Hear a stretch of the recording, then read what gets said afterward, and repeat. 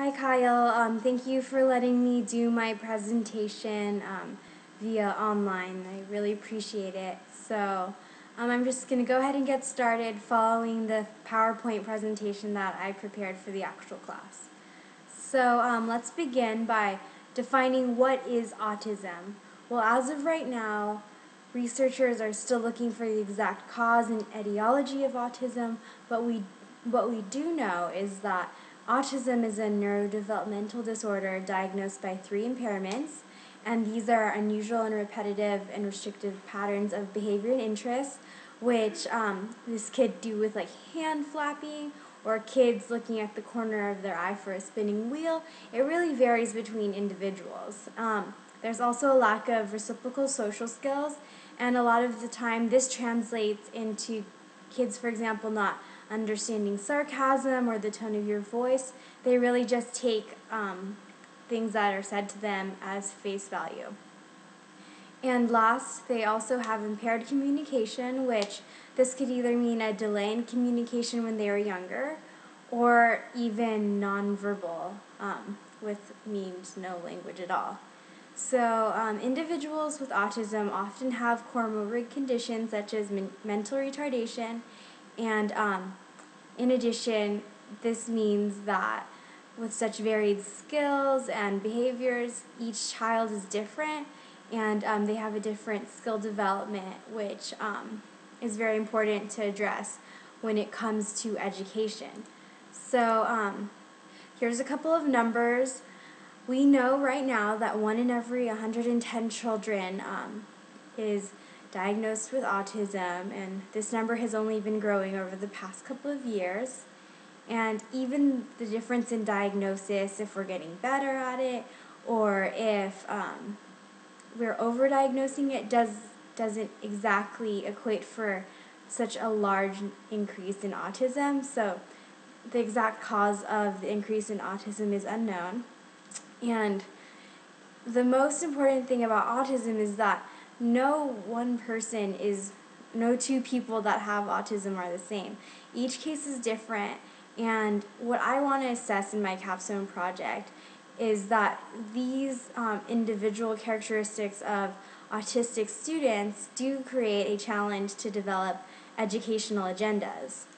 So in my problem statement, it specifically states that the prevalence of autism has created a significant resource challenge and public health crisis affecting education, public policy, and families nationwide.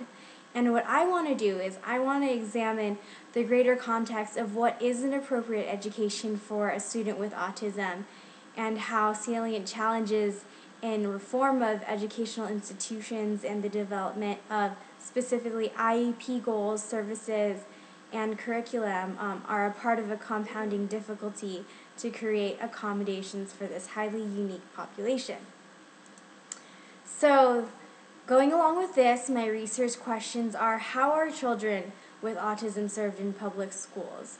So we know from the ADA and IDEA that children with any disabilities are required to get free and appropriate education, but what exactly is this free and appropriate education? And that's what I'm asking in my capstone project. So a couple of side notes are, so what are the significant differences in service between other students with disabilities, and what are the differences in these educational systems, whether they're integrated classrooms, special education classrooms, or mainstreaming. So another question that is posed is, what are the challenges in developing and designing IEPs for nonverbal individuals with autism? There's not that much research on nonverbal students with autism, so I think it's important to really add to the literature on that and to assess if something can be done and if more services should be provided to these individuals, regardless if they have the ability to speak. So overall, how are parents feeling about these education services, and do they feel they're appropriate for their child?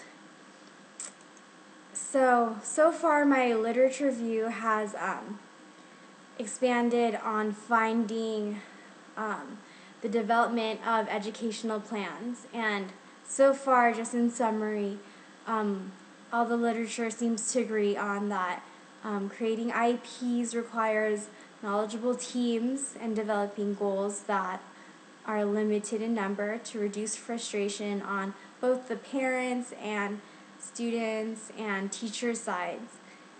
Providing overall, comprehensive, and realistic achievable goals that work within the time frame.